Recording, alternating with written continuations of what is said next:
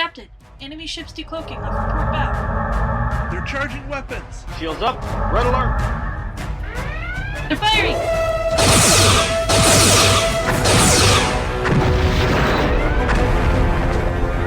Containment failure detected. Warp core breach imminent.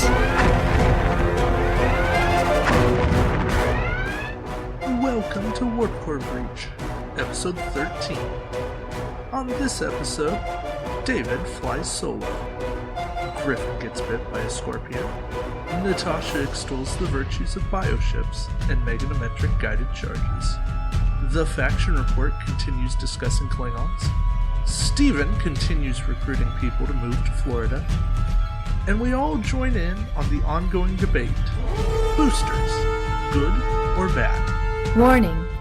Warp core breach detected. I'm David Montgomery, the Mont, to the barber pole. And welcome all to episode 13. Now, this is a little weird for me. As you all know, I'm used to having somebody to go back and forth with. But I've got a few different tricks up my sleeve, and hopefully this is going to work out for this episode. Now, unfortunately, due to some scheduling things and real life, Nick wasn't able to be here, but hopefully he'll be back for episode 14, and we wish him all the best with what's going on in life. But I wanted to start the show off with an article that I wrote on the Warp Bubble. And if you don't know about that, the warpbubble.wordpress.com, that's our network blog that we're all kind of using to showcase different things from The Wandering Inn, which the innkeeper who occasionally chimes in with question of the weeks and top 3 contributions. He runs a Star Trek Attack Wing campaign there. We've got the Shipyard and Warp Core Breach, and we're looking at some other things to join that network. But different people can come in and write articles, and we'll showcase things there. But I wrote an article about musings on the future of OP prize support. There's been a lot of talk about, people not liking the grand prize just being card packs, and I was kind of going, in my mind, it's not that bad for the grand prize to be card packs. Looking back, Deep Space Nine was really cool to get as a grand prize. I loved having that model. Even though it wasn't functional, it was still an awesome model. And then when we got the retail version, it was like, okay, yeah, you get the model, but now you get cards and a dial to be able to play with. And yes, the win-win version would have been if we had had a dial that came with the grand prize so that you could actually fly it. So if there's enough planning ahead, it works. Now, Temporal Cold War originally had the Xindi weapon ship as the grand prize, and then they moved it to be a holiday pack, and now they've got a card pack in there as the grand prize. And while that's a little disheartening, it's also kind of like, well, now the cool stuff is available to anyone who wants to buy it. And I think that fundamentally that's speaking to the fans and also the market, and saying, hey, we want sales, but we also want stuff to be available to anyone who wants to buy it. Assimilation Target Prime and the Borg Tactical Cube were really cool. Assimilation Target Prime is one of the most expensive ships to try to buy. The Borg Tactical Cube, not so much, because Borg Tactical Cubes aren't that competitive and there's no single card that really shines in that pack. So it kind of depends on what's there as a grand prize, but there's some good stuff. Well, I further mused, hey, what if we got rid of resources, or only made resources come out every once in a while, and instead participation stuff was like some upgrade cards or a new ship. It can even be a new version of a ship that already exists in the game, like a new Enterprise D. That way they don't have to print a new base plate. They just say, hey, here's an alternate version of the Enterprise D. Maybe it has a tech slot. Maybe it has a new named ability. It can have the same stats. It can have whatever you want, same firing arcs. It's just something different that you get for showing up. Now, they want to take it a step further. You can toss in new crew, new talents, new captains. Now, captains require you to have captain ID tokens, but that's not the hardest thing in the world. Also, I said, hey, what if prize ships were not ship models?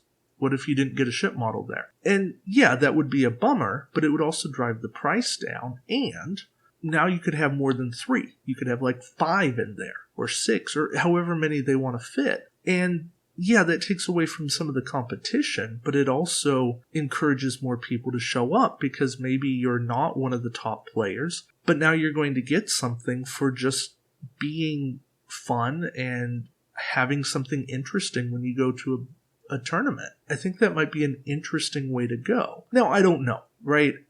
I'm probably closer to the inside on organized play stuff than anybody who talks, but I don't know. This is me musing and saying, hey, what if? And I don't know that I want WizKids to go down that road, but I'm saying if they do, I don't think it would be the worst thing. Anyways, what's out there is cool. I think that we've got a ton of cool stuff. And if this game stopped being produced in a few months, we'd have awesome amounts of stuff to play in this game. So, that's my rant there. I just got done playing 3 more reinforcement booster tournaments, and I won't go into the results, but we had some interesting things happen, and we had some things that I wasn't expecting to happen, and I love seeing those outcomes. That is really encouraging to me. So, yeah, lots of fun stuff in these boosters, and to me, it says something. There is a lot more balance than I thought, right? The opening rounds were wonky, and if you haven't seen them, check out the Shipyard YouTube page. But what I found in some of the middle matches, there is a lot of parity, and a lot of stuff comes down to maneuvering and comes down to dice, and that's what the game should be. So I loved it. I had some of the best one-on-one matches. Normally I don't like one-on-one matches because stuff can just go wrong and it's over fast. But yeah, it is a ton of fun and super interesting. So thank you guys again for watching. And I'm looking forward to getting into the semifinals and finals. And hopefully everything will be recorded by the end of October, and I'll be able to publish it by end of October into November timeline. So look for that, and it'll be there. Yeah, not trying to delay it or hold it hostage or anything. Just trying to be reasonable with everything and keep a schedule. So yeah. Oh, one other cool thing. I put in another order from Shapeways, and this time I bought a Luna class and an Aventine class, which, if you don't know, are from the Titan series of books. It's the USS Titan is the Luna class, and the Aventine, I think, is actually a Vesta class. But that is Esri Dax's ship. She gets to be captained by some weird turn of events and a lot of the command structure dying on the ship. But yeah, it's a slipstream prototype ship, and I've been working on a lot of custom cards on some of my very sparse free time. But yeah, I'm having fun with that. Those are due in a week or so. But I'm gonna paint those up and have it for some fun stuff and maybe a campaign that I end up doing. I've got my buddy Craig learning the game. He's actually going to come with Natasha and myself to our Balance of Terror mission. He got his first build set up tonight, and that was a lot of fun. So really looking forward to that. He's got some good ideas. He came up with most of it on his own, and we helped him critique it, fix the couple of things that he was missing, and said, hey, you might want to consider this. And then he's like, oh yeah, that seems really cool. So he's like, okay. And he's really getting it, right? For having played like 2 Lifetime games and watching a handful of stuff, he's got a real intuition about stuff. So I'm super excited, and we're going to throw him into the deep end with the tournament, and looking forward to seeing Joe in London and John and whoever else might show up at Gate Play in Hillmar, California on Saturday the 17th at 1 p.m. So I'm going to give a shout out to Gate Play. But yeah, we're going to be recording those games actually. So those will be put up on the Shipyard and kind of in raw form, but they'll be there.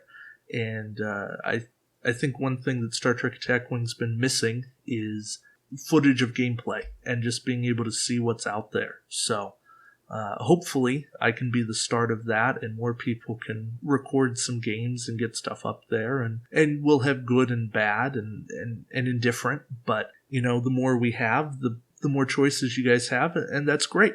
So yeah, I think Star Trek Attack Wing's turning this corner, and we're getting better. I don't know that we'll ever be X-Wing in terms of popularity or the miniature quality, but I want to be there in terms of the fun that can be had with this game. And that's why I do this, right? I can be a super competitive player, but I can also sit back and love this game and have fun with it. So I hope that my passion and my enthusiasm always comes across as fun and never as vitriol and hate and taunting. So anyways, on that note, I'm going to toss it over to Steven, who's going to make it really hard for me to not want to pack up and move to Florida. Hello again, everybody. This is Steven Van Deventer from Da Vinci's DreamWorks 2 in Jensen Beach, Florida. I was out last week with the flu, but I'm back today. So let's see what we have been missing. A couple weeks ago, we did our Blind Booster Proxy event. The results were pretty interesting. We posted pictures and all of the findings that we had on the Star Trek Attack Wing community page on Facebook. Some notes that I have from that was that we had a few sleeper ships that seemed to perform better than expected, a few ships that seemed to have cursed the players, and ones that just kind of stayed as I thought. The Kazon ship performed as well as I had hoped, which ended up winning the event. Max used it. He is our local Romulan player. He was playing a Harkonna build with several science vessels, using them to pump the Harkonna's attack, so pulling the Kazon ship provided a secondary attacker with a really good firing arc, and it proved really well since he went 3-0. The other 3-0 player was Matthew. He ended up playing with a pretty neat fleet overall, and his blind booster was the Ferengi ship. I noticed the Ferengi ship, 2 people had pulled that one, and it was doing really well. Some clutch maneuvers was definitely the geodescent pulse. I saw it used to get out of position, get into position for a following turn. It was really sweet. One player did actually get to use the weapon ports against an enemy fighter squadron, and it was as brutal as expected. The Vulcan ship did better than expected, and so did the Adara, which was the Galler class. It did more than what the players who got them expected and what I expected to do. Outmaneuvering their opponents, using their weapons to good effect for the most part. The Dominion ship was using its firing arc and 360 weapon to kind of control a section of the battlefield. The Saleya was making strafing runs, basically. It would start in standard joust formation, pass by the enemies, and then fire its rear weapon, and usually stay just firing its rear weapon the entire time while being chased. Pretty effective. The Kavort and the Mirror Vorcha were just middle of the road. The Lakota, which 2 people pulled, was kind of underwhelming. It was also middle of the road. Surprisingly, the Bioship ended up being cursed, it seemed like. One of our better players, Matt, was playing some Kazon ships, and he pulled the Bioship and almost went 0-3. Barely snuck out a win against the guy playing the Bajoran blind. Bajorans, by the way, were at the bottom. One player who's kind of newer was using them in standard joust, so every time they just kind of went forward and got blasted by the enemy fleet. The other player, well, he missed round 1, so he already had a loss. He fought to a standstill and lost the roll-off in round 2, and then in round 3, the planet exploded, killing the Bajoran ship and netting his opponent extra 20 fleet points, so he ended up losing because of the fighter at that point, but he did try to sneak it around. It was just the planet explosion caught him, and he was too close. So I think the Bajoran ship has still a little bit more potential to see. It was just unlucky in these rounds. Same for the Bioship. Just unlucky for the most part, but it did tank a lot of hits, so that was good. Let's see, last Wednesday we did a team-up event where each player brought a fleet, standard builds, but we got to build 80 points. So it was basically 2 ships, no more than 50 points per ship, and you were paired with a random partner at the start of the tournament, and you competed together. It was quite fun. Some interesting combinations I saw. And then yesterday I actually got to go play in an event at Cool Stuff in Maitland, they were doing a last chance attack wing tournament because I guess they don't intend to run any more events there. So it was like $5. We got 2 blinds from Resistance is Futile and 2 LEs from Peak Performance, Resistance, all the way to Balance of Terror, and with random resources and Q packs and stuff, and we'd have to build our fleet with that standard 120, no more than 50 points, no retired resource, and we played like 3 rounds. Their judge wasn't present, so I ended up actually being recruited to judge. I came in 3rd place. I pulled the Borg scout ship blind, the Ferengi blind. I got a Terex as one of my LE ships, and the other ship was the Intrepid. I managed to actually destroy a ship each round with Matt Decker's ability, at one point chasing a Burrell around a planet, constantly doing his action and just zapping him until he exploded. I used him to destroy a Kazon ship that only had 1 hull left after the initial shooting phase, since I was the lowest captain skill. I'd move first and just immediately explode the ship. And with another ship, I also targeted, once again, a poor bird of prey that was a little too close to Decker's crazy tactics. It was pretty fun. Like I said, I came in 3rd place due to points, and I did get voted a red shirt. I gave my prize to some of the local new players that were in the area, and it seemed like everybody had fun. We brought a lot of people up from our store to try out the event and see what was up. This week we're going to be doing Temporal Cold War OP Scenario 1, but since the blind boosters are not in yet, we're just going to do standard constructed 120 and see how it goes. We did the proxy blind booster event, so we're just going to try standard constructed for this week and see how that goes until we get the blind boosters, and then we'll start doing some fun with those. And that's it for this week, so I'll talk to you guys later. Bye. Alrighty, well thank you, Stephen. I appreciate hearing about that event at Cool Stuff. That sounds like a blast. I would have loved to have done something with those boosters and the prize ships. It sounds like a blast. I am always glad to hear about new and innovative tournament formats, and I think that might be something that would be a lot of fun near the end of the booster cycle. These new reinforcement boosters, to say, like, hey, let's buy 2 or 3 each and make a tournament out of it. Even if you buy 2 each and just run an 80-point tournament, I think that could be a load of fun.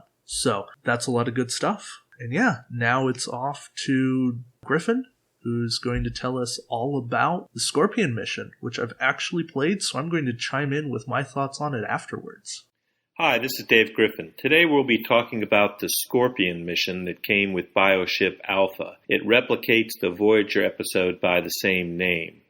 Originally, it was a 70-point Species 8472 bioship with no quantum singularity upgrade against one Federation ship at 50 points, presumably Voyager. That's changed somewhat because Species has at least 1 new commercial ship and another one coming in the blinds, and I would guess that you'd want to also exclude the fluidic space upgrade. Also, there are 6 mission tokens on the Federation ship card representing the fact that it's got only 6 turns until Species 8472's reinforcements arrive. I guess that must be the blind buys. And 4 objective tokens placed alternately as normal obstacles on the board. The special rules are that each turn in the end phase you remove 1 mission token from the Federation card. When they're all gone, the Federation loses. So the Federation has 6 turns to destroy the 8472 ship. The other special rule is the interesting one. On turn 4, the Federation gains a, quote, high-yield torpedo, which works at range 1 to 3, spend target lock, roll 10 dice,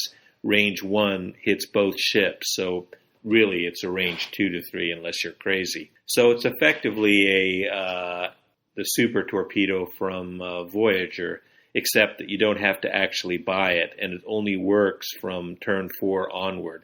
But since you only have 6 turns, basically that means half the game. Now, the objectives from the Federation side is to destroy the bioship by the end of turn 6. For 8472, it's basically to avoid being destroyed. That gives the 8472 player 2 possible tactics. One, to run, to try to minimize the turns of threat, and the other is to attack. Now, the Bioship has a better weapon than any Federation ship, at least on the baseline. And with the Bioship Beta that came out recently and its upgrades, it has considerably more options than when this scenario was initially available. But then the Federation has a lot more options from a lot of different ships. What you need here is a fast ship because you don't want the Bioship to be able to run. And you also want a ship that can maneuver well or fire off arc. You know, something like the Prometheus with a dorsal phaser array would be pretty hard to run away from on a regular board. And so that might be a good choice. But then that moves you up to 5 dice and 360. So that's likely to be trouble for the species Bioship, even with its new upgrades. Now, you are disadvantaged from a pure fight perspective, 50 points versus 70 points, but you're not as disadvantaged as the points would indicate because your ship will have the better arcs, it'll be faster, and it has a better mix of upgrades available to it. So on a straight fight, I don't know that I would say that the Bioship has the advantage here. The Bioship's a good ship, either Alpha, Beta, or even the new Omega one from the blinds. But the Federation has a pretty good chance due to its better arcs and faster maneuver wheel. The time limit is really the Federation player's biggest enemy. So if the usual game-playing technique of kind of feeling everybody out and going slow at first and all that kind of stuff happens, the Bioship might have a much better chance on winning. Also, you would think that the 10-die high-yield torpedo would take the Omega out, the Bioship out, but that's not necessarily the case. These days, even the Bioships have better upgrades. There's more variability for that Class 10 torpedo because of the need to spend the target lock without getting the rerolls potentially as a result of it. And even though you can have somebody like Picard that would give you either a target lock or a battle stations, you might not be able to get both, so you might not be able to maximize that enough to get through the incredibly tough hide that a Species 8472 Bioship can give you. So don't count on that Class 10 torpedo beating the Bioship necessarily. And remember, the 8472 Bioship hits very, very hard. So I think my verdict is this is a good scenario. It's fun to play, especially if someone likes the Bioships. I'd call it 3 stars. I'd say it's wide open depending on builds on both sides. It can probably be a lot of different kinds of games, so have fun with this one. Yeah, so I ended up playing this, about a year ago. And when I ran it with a Defiant, Picard 9 on a Defiant. And what ended up happening is I just couldn't get the Bioship in arc on the last turn. I think it had 1 or 2 health left. And my friend Pulley just dodged my arc in the last bit. And he used the Bioship Alpha Pilot to know my move and adjusted properly. So, yeah, I would love to revisit this mission. I think it's a great one. I think it's in that like B range of missions. I think it's a load of fun. So definitely, if you're looking for a one-on-one duel with a lot of intrigue, then check out Scorpion. That's a fun mission. And here's Natasha with Dude, It's Just a Game. A perspective on Star Trek Attack Wing from someone who isn't completely obsessed. Alright everyone, thanks for tuning back in to Dude, It's Just a Game. A few weeks ago, I started talking about some of my favorite elements of the game, and I've kind of decided to call this insider tips. It's like insider trading on the stock market, but not illegal. So what I'm going to do each week is talk about a ship I really enjoy flying that's not complex or hard to make work or has some hidden benefit and an upgrade that's really good. Just to give people ideas, things that they can look at in a pinch or if they need to round out their build. So the ship I'm going to talk about is, of course, one of my favorites, the Bioship. All variations of the Bioship are amazing, even the ones not yet released to the public. Right, so today, we're specifically looking at the generic Bioship, meaning the Bioship that has no named ability. Right, so not any specific Bioship. All of the bioships pretty much have the same ideas. All of the named abilities are really nice, so when you have access to any bioship, named ability is probably going to be nice. One of the really good things about bioships, though, is how balanced they are. I call them the anti-Borg. So they have some of the maneuverability of the Borg, some of the attack of the Borg, but they're not necessarily unbeatable. Right. They have the durability to actually stay in the fight long enough. They have a little bit of evade to hang in there. They're never going to get one-shotted, except maybe a lucky transphasic roll or something like that. But that's rare. Right. And bioships are maneuverable in that they have a come about. I mean, it's red, but you can turn around. And they have hard turns. Their 2 hard turns are not red maneuvers. So you can kind of get where you need to go. You can go 4 straight, but it's not 6 straight. So they're maneuverable enough, but they're not unreachable. They're not untouchable. Which for me, to play in a game, I don't want to have unbeatable ships. I want to have ships that can fight and, take some fight back too. Well, and that does keep it fun, right?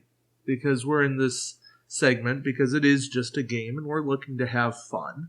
Bioships are one of those things that enable you to have a lot of fun in the game. They're something, especially for a new player, that if you're flying them, you get to roll a lot of attack dice, which is always fun, and you're not going to die super fast, which is also fun. You're going to get table time. So those are both good things. Right. Well, I mean, the first time that I came in contact with Bioship was in a tournament, and I hadn't really ever seen it before. I hadn't been playing very long, and I was flying Borg and some other factions, of course, but I got schooled in the lesson of Bioship because my opponent just ran 3 Bioships and made me cry. So that was my first encounter, and I've kind of loved them ever since, but I've only flown them fairly recently. That being said, Bioship Beta just came out, right? Yeah, it came out in September. So Bioship Beta just came out, and Bioship Omega is in the reinforcement booster packs that'll start coming out for tournaments this month. Yeah, end of October. So it's not so limited. It's not such a small faction anymore. And I have it on good faith that we will continue to grow in that. I mean, the Greek alphabet has a lot of letters. So... yeah, I think if anyone's a betting person, I think maybe one more Bioship would kind of help round out the faction. I'd almost like to see not Bioships too, though.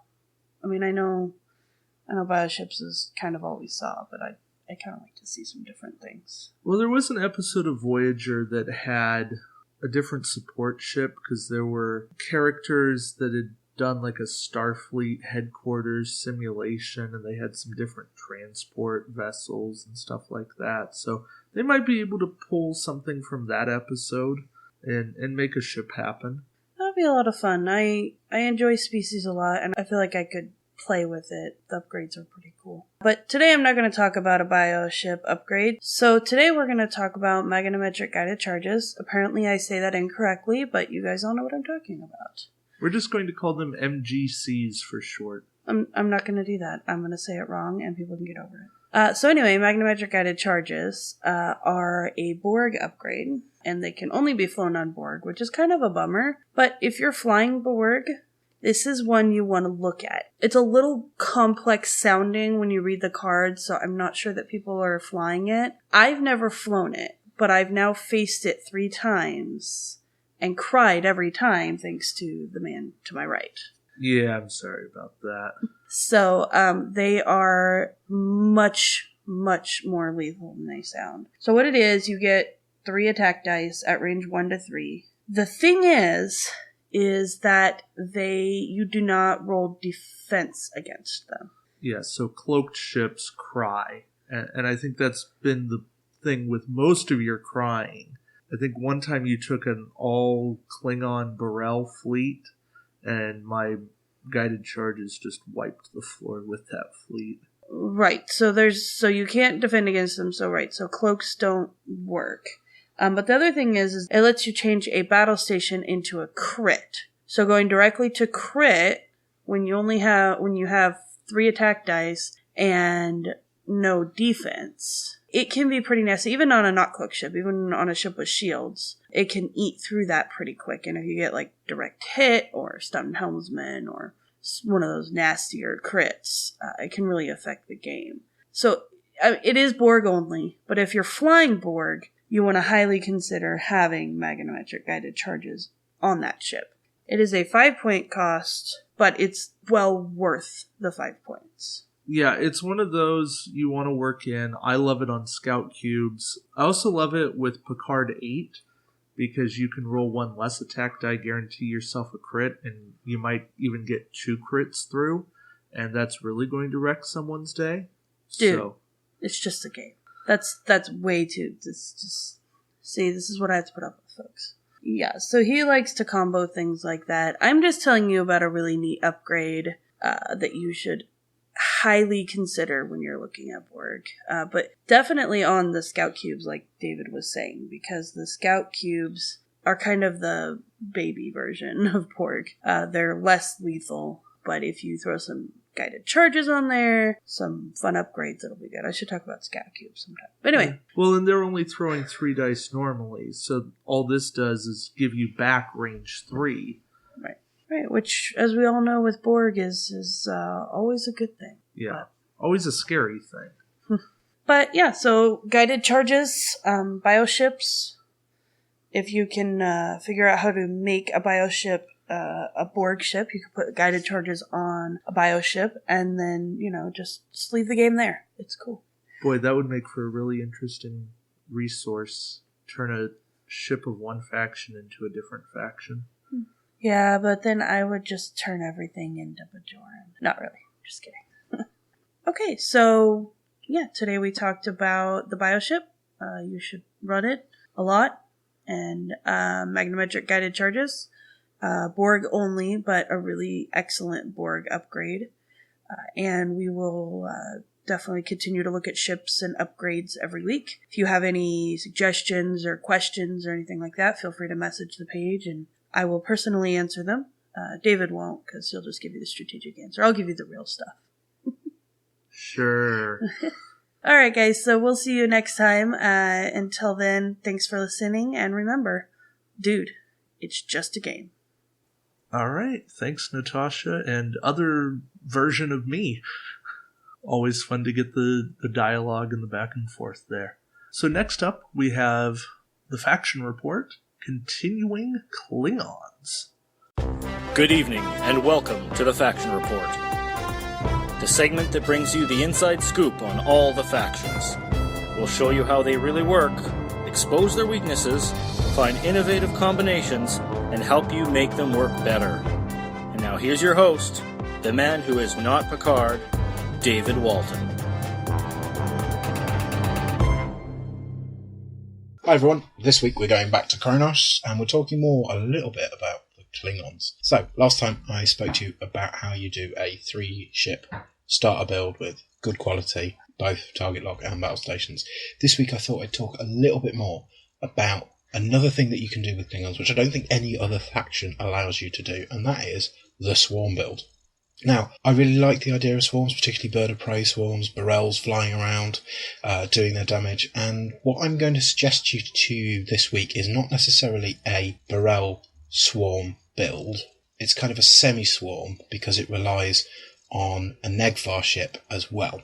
Okay, so the idea is that you've got Borels as your main attacking force in this particular build. Now, Borels have a stat line of 4133, and you don't need to know about their upgrade slots because you're not actually going to have that many. Suffice to say, they have at least 1 crew slot.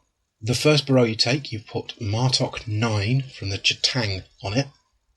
Now, if you had a couple of points spare, I might suggest actually upgrading it to the Ch'tang, but I don't think that's necessary. In the build I've designed, Martok 9 goes with Kunavas, who is from the Bemoth Blind Booster, but there are lots of different things you could do with him.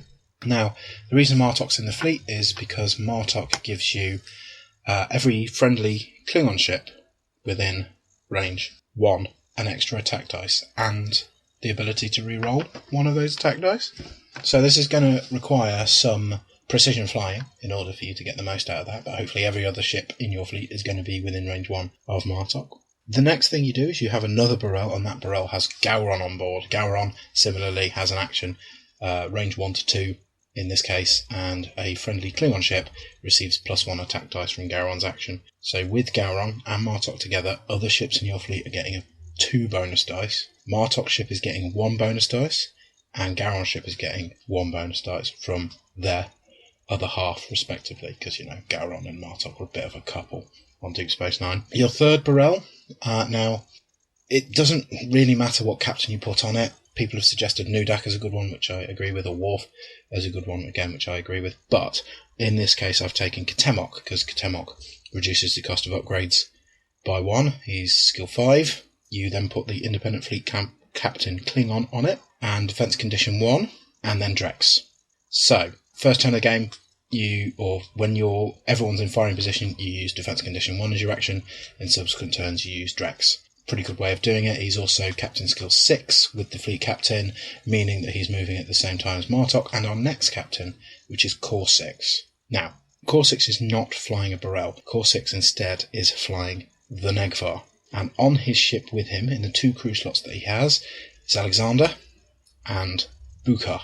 The idea is that you fly him up just in front of the rest of the fleet, just in front of the Burrells, and his job is to use his action every turn. Don't cloak him, don't bother doing that, because that will stop you from using his action. He flies, he takes all of the firepower from your opponent. He sits there, he goes, shoot me, no one else, just shoot me. And because you've got Bukar there, if you don't die in 1 turn from all the enemy firepower that's coming in your direction, you can take a green maneuver and heal. Because you've got Alexander there, every time you take damage, you can put a battle stations token by your ship. You can use that battle stations token on defense if you wish to deal with all of that incoming fire with the 3 evade dice you're going to have, or because he's on the Negvar, which has 5 attack dice anyway, and you're getting +1 from Martok and +1 from Gowron, that's a 7 attack ship that you're going to create. One of those turns you're going to have a battle stations token from defense condition 1. And hopefully, if you take any of that damage, if you guarantee that someone's going to fire at you, you can take a battle stations token every turn from Alexander. So there you've got 4 ships. Minimum attack dice on any of those ships is 5. Maximum attack dice is 7. And you've got some quality because of Martok allowing those friendly ships within range 1 of his ship to re-roll a dice. Some quality because you've got defense condition 1, so you've got the battle stations token. And you possibly have one of the few examples I can think of anyway, of a swarm fleet that works. Now, I tried this out this weekend at an OP event. After we'd finished playing the OP, I got this fleet out, played a friend of mine with a Borg fleet, and I ended up winning without losing a single ship. The dice were a little bit on my side, but it's a good idea. It's something I think you can have a bit of fun with. So there you go. There's my swarm build. The semi-swarm. The swarm relying on core taking all of the firepower from your opponent's fleet. Might not work. I don't know. Give it a try. I'm not Picard. Ah, yes. Good old Klingons. I love the shenanigans you can pull with Klingons. There is so much there. They are such a viable faction. That's why I took them as my first faction look on the shipyard to say, hey, here's some cool stuff you can do with it. And I need to get back to that on the shipyard and take a look at the other factions. But Walton does such a good job on the faction report. So I love that we have a bunch of coverage there. It's just a great thing. So that brings us to our question of the week. And now it's time for the Warp Core Breach Question of the Week, where we pose your questions to all of the contributors in the hopes that someone will get it right. Do you like boosters for organized play?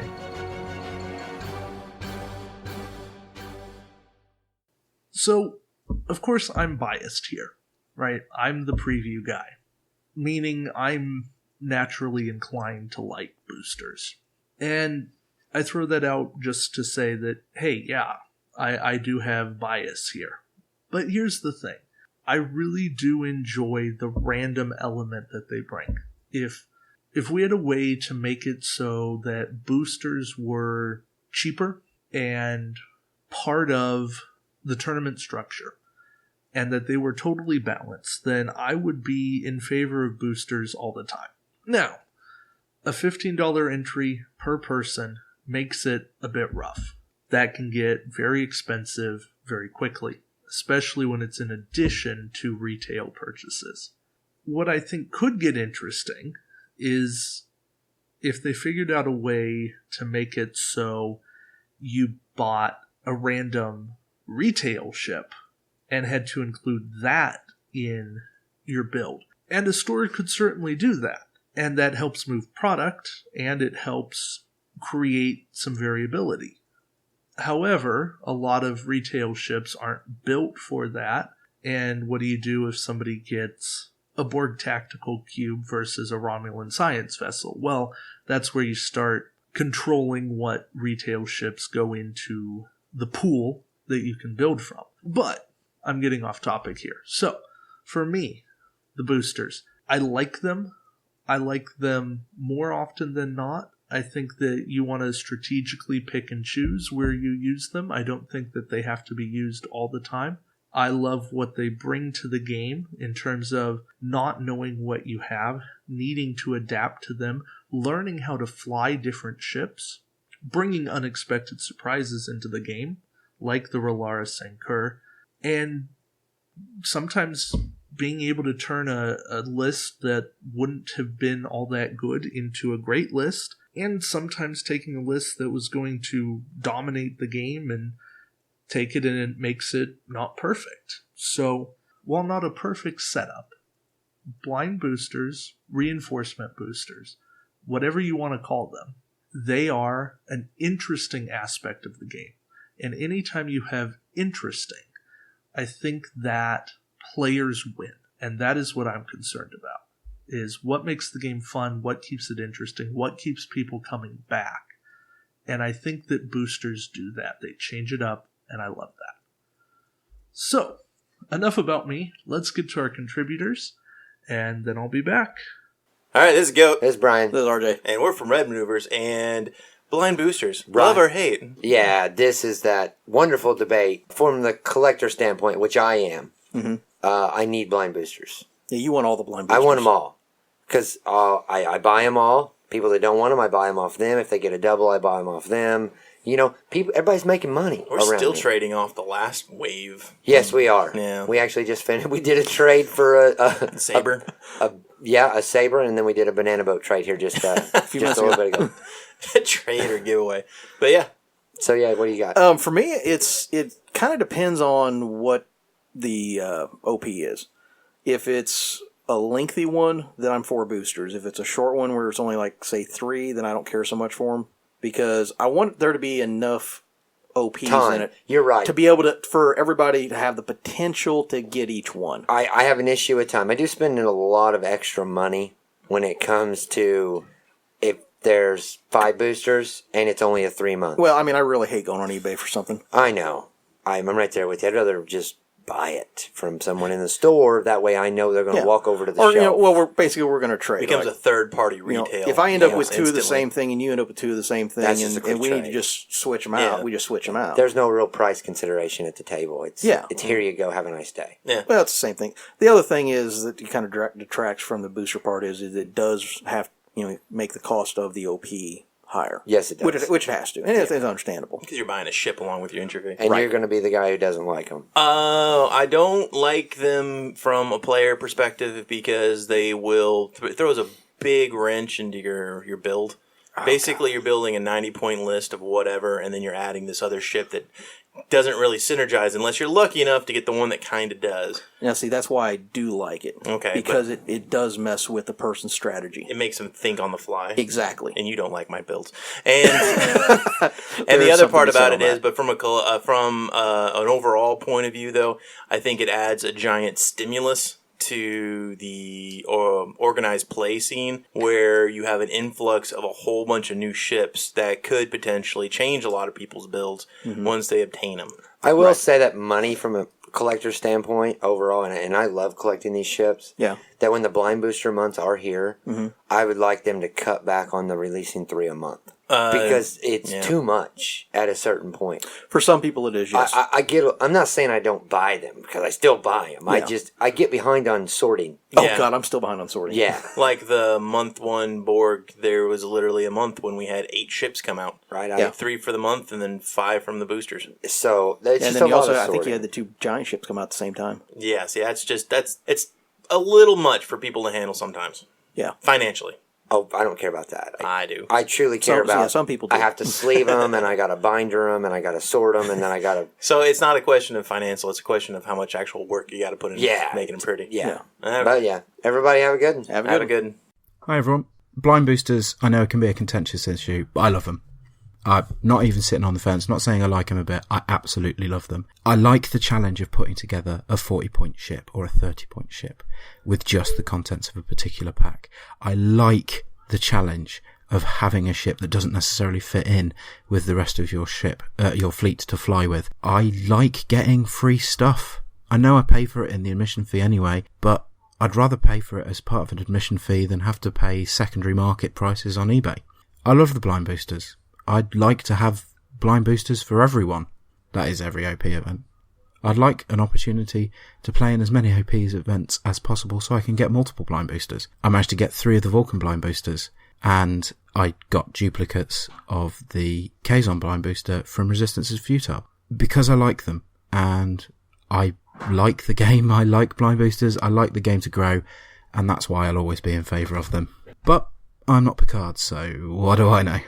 Hey everyone, it's Natasha from Dude, It's Just a Game. I love boosters in organized play because it fits with my philosophy on this game, which is that it's just a game. It kind of overrides the over-strategizing because you don't have control over it, over what faction you're going to get, which ship you're going to pull. And you just have to incorporate it into your build and make it work. Of course, some people try to plan for every single faction in their build, but not me. But ultimately, I really love that it's random, and that adds kind of an element of surprise and fun for me. And for the most part, it's not too horribly hard to build because you have limited options. So I prefer playing with boosters versus not. So yeah, I really enjoy boosters. Thanks guys for listening, and we'll talk to you next week. Do I like blind boosters in organised play? Yes, I do. Do I think they should be mandatory? No, I don't. They provide a nice variation from time to time and make people think on their feet, so people who come in with a list they've been practicing and prepping for the previous 3 weeks aren't suddenly massively advanced over those who sort of get up that morning and come up with a fleet on the way to the event. It brings a new dynamic, and to an extent it levels the playing field. But if every event was like that, I think the game would really suffer. Hi everybody, this is Will Holsclaw. And this is Liz. And we're going to talk about the question, do we like blind boosters for organized play? And I guess I would say that my answer is yes, but I've had a lot of good experiences with blind boosters. I actually rather enjoy the excitement of opening something random and being forced to use it in inventive ways for the scenario. The best attended organized play event I ever went to was actually one of the first ones to ever have blind boosters for the collective. I think we had 17 or 18 people at that one, so we actually had to have 2 kits opened up and take 2 events that were scheduled and make it into one. So it was quite a to-do that day, and people were excited about it back then. And I think blind boosters have been done pretty well in the past, but this latest crop I have some concerns for. Yeah, and I would actually agree with that I really like blind boosters, and I feel like it kind of evens the playing field a little bit. We all come in with a certain sense of insecurity about what our actual build is going to be. But I feel like the builds should have some sense of equilibrium and some sense of synergy within themselves that's not really present in this latest blind booster pack. Now, I'm really excited about a lot of the ships that are in the blind booster pack that's just coming out. But I am really worried about the ships being so unevenly matched, and I feel like you can't really plan for that or compensate for that in your build on its own, because really you have no idea whether you're going to get a 18 point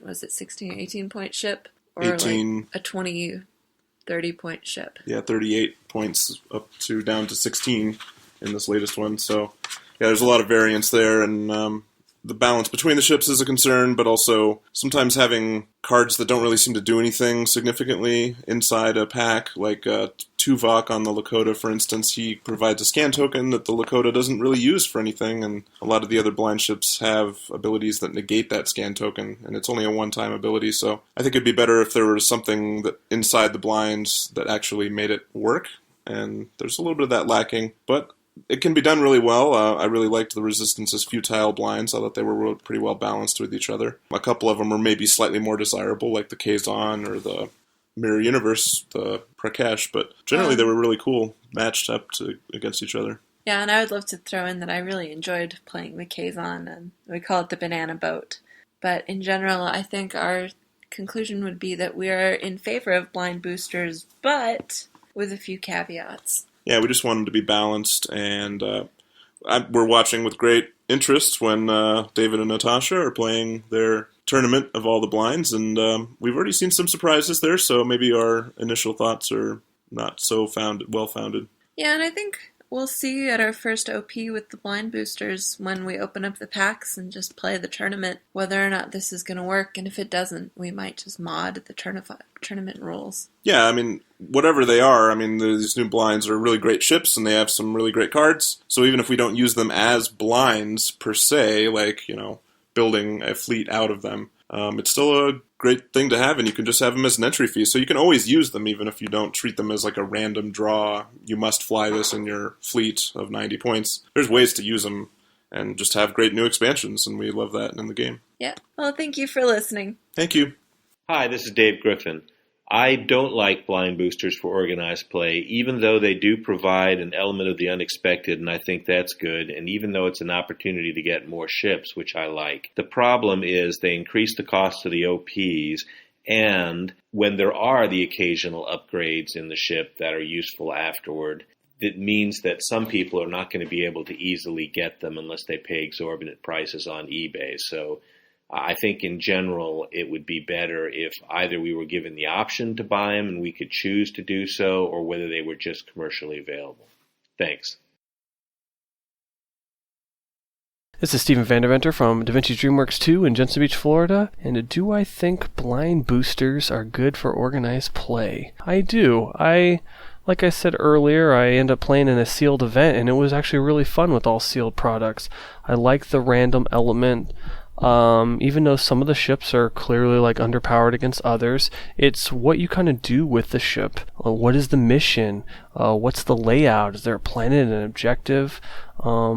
I like building with some type of random elements at times. It reminds me of Draft for the most part. Outside of organized play, I think they provide a lot of stuff. For organized play, it's just optional. I mean, really, venues don't have to make everything have to utilize the blind boosters, and they can give them out as additional prize support or as a fee for entering the event if they wanted to. It's entirely up to you, but for the most part, you should at least try it once. It can be fun, and it's definitely not auto win if you get the Bioship, and it's not auto loss if you get the Bajoran ship either. I've definitely seen all of them in action, and it should be pretty fun. So I can't wait to see the results from everybody else. Post online, Board Game Geek, and in the community. I look forward to seeing it.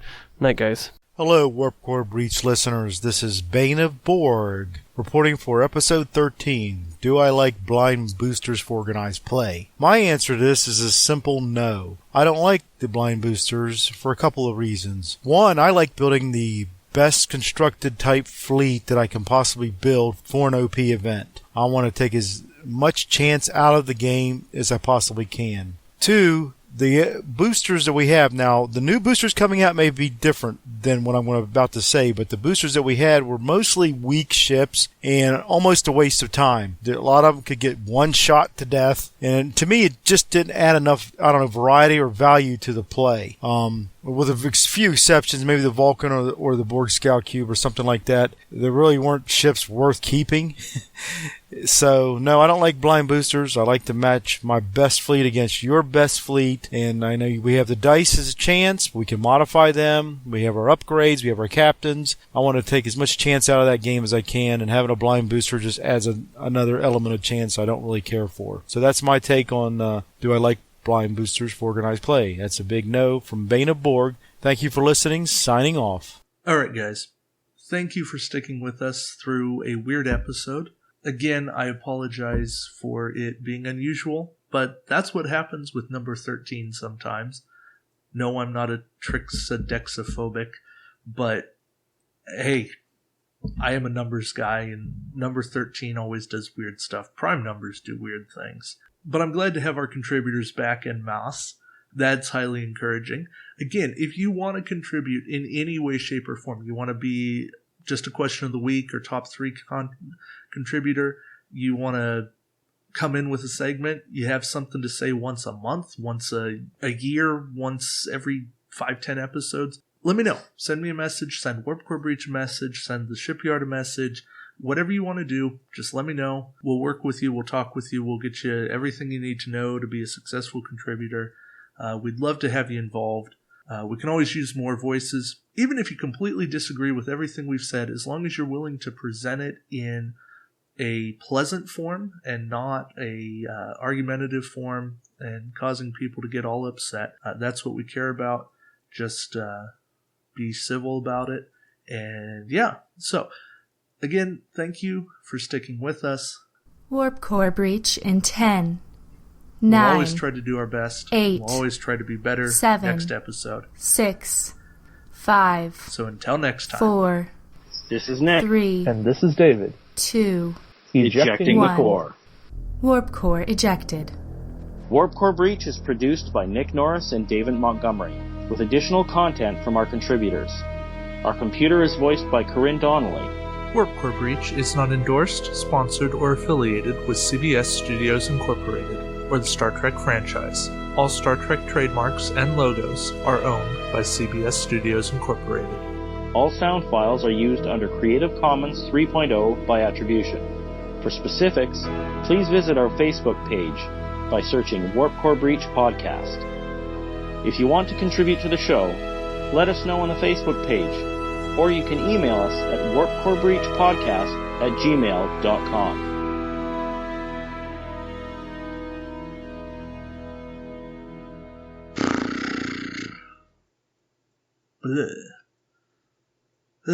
Glad that's done.